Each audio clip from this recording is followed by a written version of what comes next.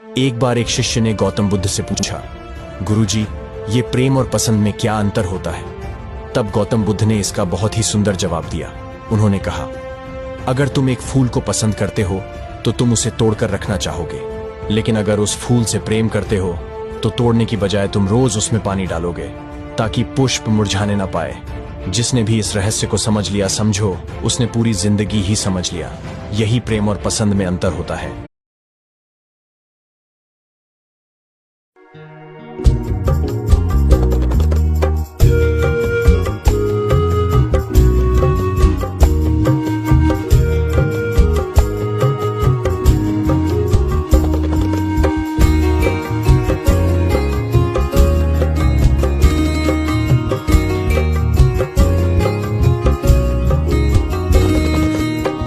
যমসুখ জিউনি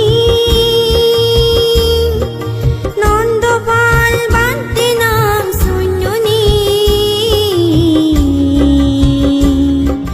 সতেরো বছর দিন সাধনা এলো বান্তে জাগা, 17 বছর দিন সাধনা এলো বান্তে জাগা। যমসুখ জিউনি